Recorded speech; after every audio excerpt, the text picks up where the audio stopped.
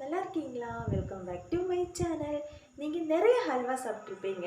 ஆனால் இந்த மாதிரி ஒரு ஹல்வா சாப்பிட்ருக்கீங்களான்னு தெரியல. நம்ம வீட்டில் ரெண்டே ரெண்டு இன்க்ரீடியன்ஸ் வச்சு சூப்பரான ஒரு ஹல்வா நம்ம செய்ய போகிறோம்.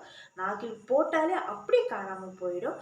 நம்ம கீ சேர்க்க வேண்டாம், ஆயில் சேர்க்க வேண்டியதில்லை, தேங்காய் பால் சேர்க்க வேண்டியது இல்லை, எதுவுமே தேவையில்லை. ஆனால் சூப்பரான யம்மியான ஒரு கேக்கு இல்லைன்னா ஹல்வா அந்த மாதிரி என்ன வேணாலும் நீங்கள் சொல்லிக்கலாம். நாளைக்கே நீங்கள் உங்கள் குழந்தைகளுக்கு வீட்டில் இருக்கிறவங்களுக்கு எல்லாம் செஞ்சு கொடுத்து அசத்துங்க. வாங்க வீடியோக்குள்ளே போகலாம். அதுக்கு முன்னாடி என்னோடய சேனல் நீங்கள் ஃபஸ்ட் டைம் பார்க்குறீங்கன்னா மறக்காமல் லைக் பண்ணி ஷேர் பண்ணி சப்ஸ்கிரைப் பண்ணி வாயில் போட்ட உடனே கரைஞ்சி போயிடும் நம்மளோட ஷைனிங்கான சாஃப்டான நம்மளோட தித்திக்கும் ஹல்வா எப்படி இருக்குது பாருங்கள். இதுக்கு ரெண்டே ரெண்டு இன்க்ரீடியன்ஸ் மட்டும் நமக்கு போதும். நீங்கள் சுலபமாக வீட்டில் செஞ்சுக்கலாம். அதுக்கு ஃபஸ்ட்டு நமக்கு தேவை நம்மளோட சாப்பாடு. மீதியான சாப்பாடாக இருந்தாலும் பரவாயில்ல, ஃப்ரெஷ்ஷான சாப்பாடாக இருந்தாலும் பரவாயில்ல, ஆறுனதாக இருக்கணும். அவ்வளோதான். நீங்கள் எந்த பவுலில் எடுக்கிறீங்களோ அதுவே மெஷர்மெண்ட்டுக்கு நீங்கள் வச்சுக்கோங்க. இப்போ இந்த பவுல் நான் ஒரு பவுல் சாப்பாடு எடுத்திருக்கேன். இதையே நம்ம மிக்சியில் கொஞ்சமாக தண்ணி ஊற்றி ரொம்ப ஃபைன் பேஸ்ட்டாக அரைச்சி எடுத்துகிட்டு வந்துடுங்க. எந்த ஒரு இடையிலெல்லாம் எதுவுமே இருக்கக்கூடாது. ரொம்ப மஷியாக எடுத்துகிட்டு வந்துடுங்க, அரைச்சிட்டு வந்துடுங்க. அதுக்கப்புறம் பார்த்திங்கன்னா ஒரு 3 டேபிள் ஸ்பூன் அரிசி மாவு, நம்மளோட கொழுக்கட்டை இடியப்பம் மாவு இருக்குது இல்லையா, அந்த மாவு தான். நீங்கள் கொஞ்சம் கொஞ்சமாக தண்ணி ஊற்றி நீங்கள் நல்லா மிக்ஸ் பண்ணிக்கோங்க. அது ஒரு லிக்விட் மாதிரி வரணும்.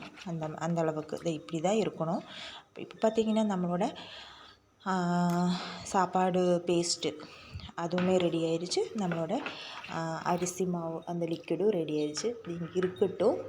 அதுக்கப்புறம் நம்ம அடுப்பு பற்ற வச்சு ஒரு கடாயின்னு ஏதோ ஒன்று நம்ம டீ வைக்கிற ஒரு கடாய் தான் எடுத்திருக்கேன்.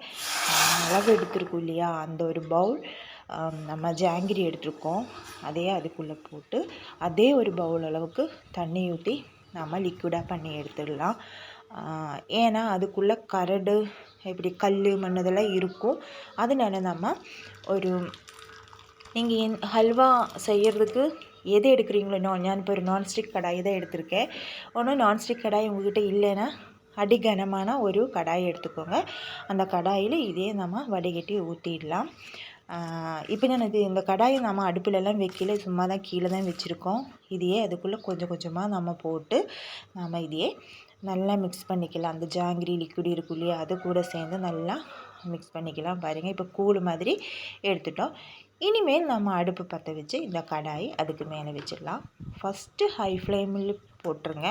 போட்டு ஒரு கொதி வந்ததுமே அதுக்கப்புறம் நம்ம ஹல்வா செய்கிற வரைக்கும் அது லோ ஃப்ளேம்லேயே வச்சுருங்க. பாருங்கள், இந்த சைடெல்லாம் ரொம்ப பார்த்திங்கன்னா ஒரு பதையாக கொதித்து வந்துடுச்சு. இந்த டைமில் பார்த்திங்கன்னா நம்ம ரைஸ் ஃப்ளோர் இருக்கும் இல்லையா, அந்த லிக்விடு நம்ம இதுக்குள்ளே நல்லா ஊற்றி விட்டுடலாம். அதுக்கப்புறம் கை விடாமல் நீங்கள் நல்லா மிக்ஸ் பண்ணிக்குவாங்க.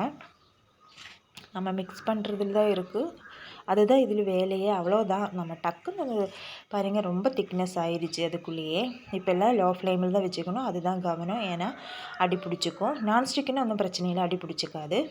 இப்போது இது இல்லை, நமக்கு இனியுமே நல்லாவே சுண்டி வரணும். இந்த டைமில் உங்களுக்கு விருப்பம் இருந்தால் நான் இப்போ ஒரு டீஸ்பூன் நெய் சேர்த்துருக்கேன். உங்களுக்கு விருப்பம் இருந்தால் மட்டும் சேர்த்துனா போதும், இல்லைனாலும் ஒன்றும் பிரச்சனை இல்லை. உங்களுக்கு டேஸ்ட்டில் ரொம்ப அட்டகாசமாக இருக்கும். நெய் இல்லைனாலும் பிரச்சனை இல்லை, அது மட்டும் இருந்தாலே போதும். இப்போ பாருங்கள், அதை விட ரொம்பவே சுட்டிடுச்சு. இப்போது ஃபஸ்ட் டைம் இது நீங்கள் செய்கிற மாதிரி இருந்தால் கொஞ்சம் பெரிய கடாயை எடுத்துக்கோங்க. நான் ஒரு குட்டி கடாயை எடுத்தேன்னா அது நல்லா சுண்டிருச்சுன்னா எனக்கு கொஞ்சம் பிரச்சனை இல்லை, செஞ்சு பழக்கங்காட்டி ஒன்றும் பிரச்சனை இல்லை. இப்போது அது வேறு அடுப்புக்கு மாற்றிடலாம். சிம்மில் போட்டு நீங்கள் அதே கைவிடாமல் இளக்கிட்டுருங்க.